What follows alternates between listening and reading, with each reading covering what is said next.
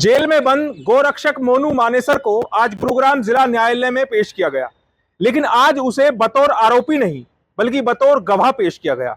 आपको इस खबर में दिखाएंगे कि मोनू मानेसर की गवाही से कैसे गो तस्कर को हो सकती है सजा।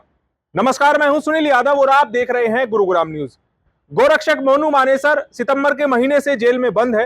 हालांकि इस बार उसे गुरुग्राम की भोंडसी जेल में ही रखा गया है, लेकिन आज गुरुग्राम की जिला न्यायालय में मोनू मानेसर को बतौर गवाह पेश किया गया।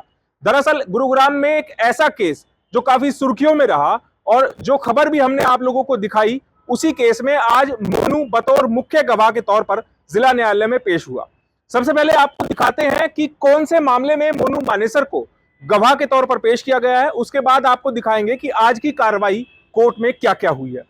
ये तस्वीरें आपको याद होगी, ये पिछले साल 9 अप्रैल की तस्वीरें हैं, जब मोनू मानेसर और उसकी टीम को सूचना मिली कि गुरुग्राम के एम्बियंस मॉल से एक टाटा 407 टेम्पो में कुछ गाय भरकर लाई जा रही हैं, जिनको गोकशी के लिए मेवात में ले जाया जाएगा। इसी सूचना पर मोनू मानेसर अपनी टीम के साथ एम्बियंस मॉल के पास नाका लगाकर खड़े हुए। जैसे ही इस टाटा 407 टेम्पो को रुकने का इशारा किया गया, इस टेम्पो चालक ने नाका तोड़ते हुए भागने की कोशिश की।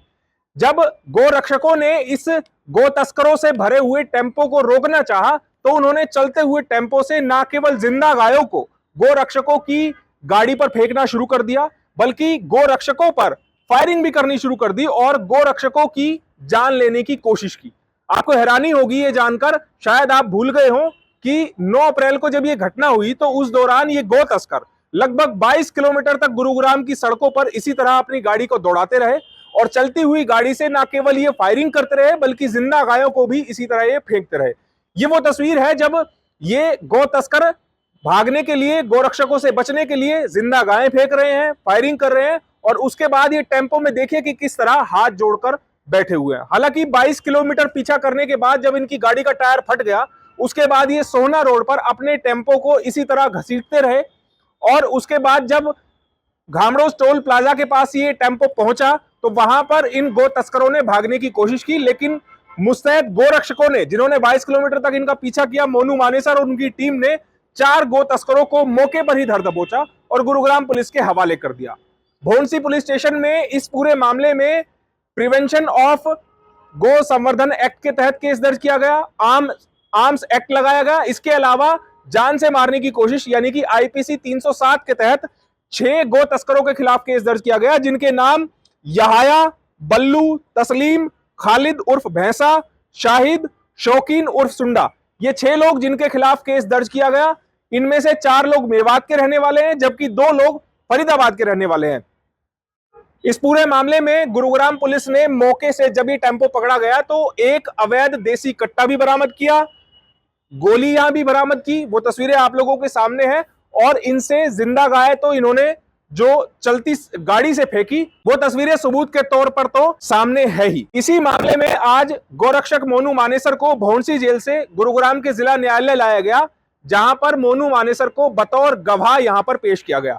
दोपहर तकरीबन 2 बजे मोनू मानेसर को कोर्ट नंबर 12 में लाया गया और लगभग 1 से 1.5 घंटे के बीच गवाही दर्ज की गई। इसके अलावा आरोपियों के वकील हैं, उन्होंने भी क्रॉस क्वेश्चनिंग मोनू मानेसर से की। दरअसल इस पूरे गो तस्करी के मामले में मोनू मानेसर मुख्य शिकायत करता है, इसीलिए मुख्य गवाह के तौर पर उसे आज पेश किया गया।